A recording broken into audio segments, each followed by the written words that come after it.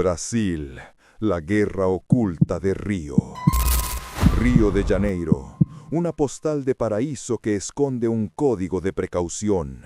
La reciente mega operación policial ha dejado más de 100 de muertos y ha reabierto una pregunta escalofriante.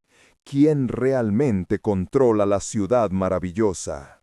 Esto no es un simple incidente de seguridad, es el clímax sangriento de 50 años de historia. Hoy abrimos el expediente de la guerra del Comando Vermelho, y la verdad es más extraña que la ficción. El mayor misterio no es lo que hacen hoy, sino dónde se gestó el Comando Vermelho. Su cuna no fue en las calles ni en los callejones. Nació tras las rejas, en una prisión de Río de Janeiro a finales de los años 70. Lo que nadie esperaba es que allí ocurriría una unión insólita y letal. En esa cárcel, los criminales comunes, ladrones y narcotraficantes se encontraron con un grupo de presos políticos de izquierda, quienes les enseñaron algo que cambiaría para siempre el panorama criminal brasileño: organización, disciplina y estrategia militar. Esta alianza, forjada tras las rejas con una ideología de resistencia y hermandad, se convirtió en una organización horizontal.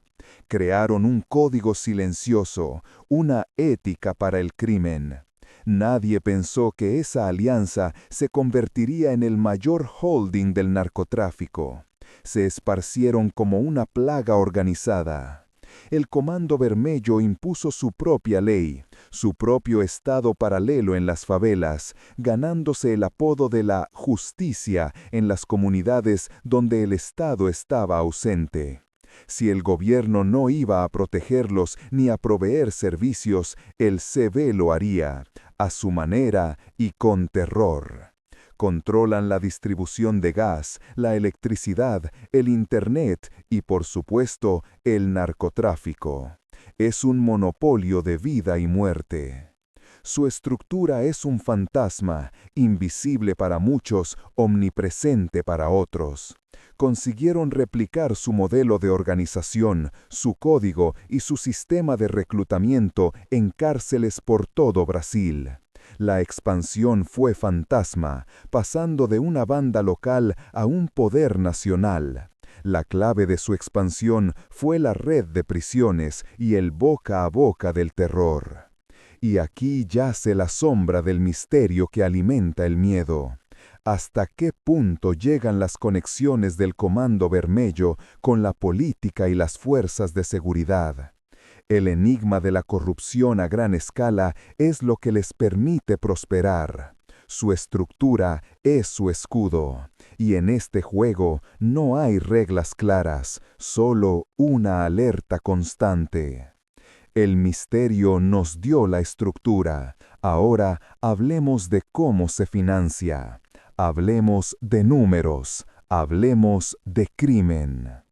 El Comando Vermelho no es solo una banda, es una corporación criminal con un músculo financiero aterrador. Su principal negocio es, por supuesto, el narcotráfico internacional, moviendo mercancía desde el interior hasta los puertos de Río. Pero la radiografía del crimen es más compleja y afecta la vida diaria de millones de personas. Utilizan la extorsión como un impuesto forzoso en sus territorios. Los residentes deben pagar una tarifa por servicios básicos, por el gas, por la conexión de cable, incluso por la seguridad, creando un lucrativo monopolio en las comunidades empobrecidas. Si te niegas, eres un blanco. Si cooperas con la policía, eres un traidor. Este es el lado invisible y tiranizador del crimen. La gente de la favela es doblemente víctima del crimen organizado y a veces de la respuesta estatal. El clímax de esta crisis se vivió con la reciente mega operación. La acción policial que dejó una cifra brutal de muertos, más de 100, muchos en el grupo criminal Comando Vermelho, fue una demostración de fuerza con un costo humano altísimo. Pero aquí se plantea el crimen de la respuesta. ¿Fue una operación para detener el tráfico o una masacre? Las denuncias de abusos y la falta de transparencia, como la ausencia de cámaras en muchos uniformes policiales, solo profundizan la desconfianza y la herida social. Es un ciclo de violencia sin fin.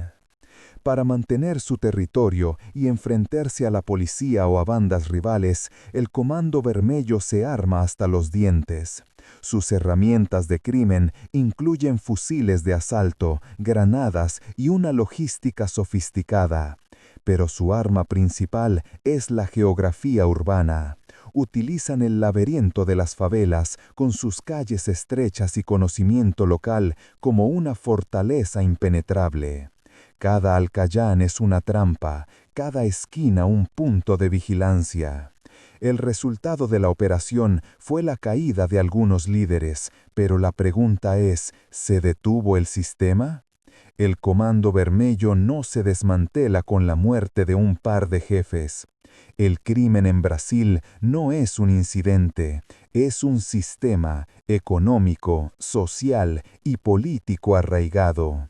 Los 30 días de la operación terminaron con un número sangriento de bajas, demostrando que la guerra está lejos de terminar.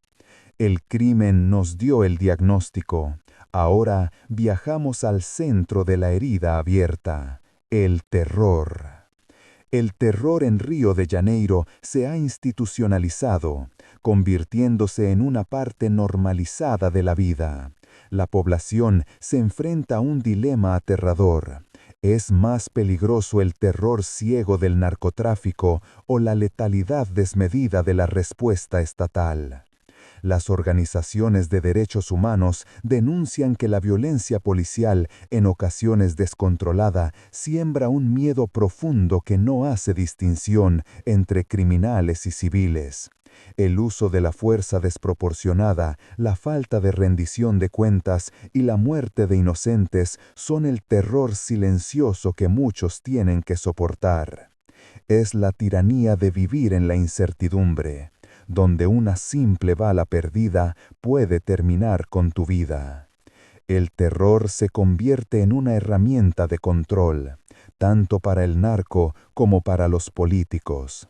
Las historias que no salen en las noticias son las más aterradoras. El residente que tiene que mentir para salvar a su familia.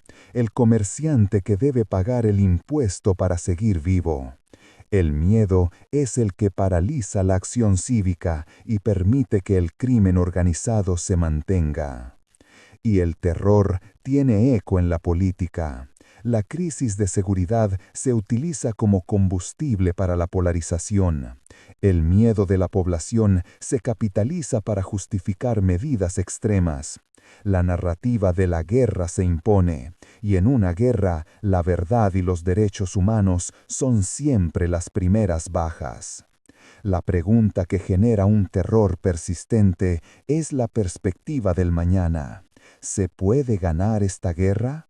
La posibilidad de que el Comando Vermelho se adapte, se reforme o se expanda aún más, usando el conflicto reciente como propaganda y reclutamiento, es un fantasma que acecha la tranquilidad de Brasil. La disciplina que adquirieron hace décadas en la cárcel les ha dado la resiliencia para sobrevivir a cualquier operación. El mayor desafío no es solo la lucha contra el narcotráfico, sino el desmantelamiento de un sistema de miedo.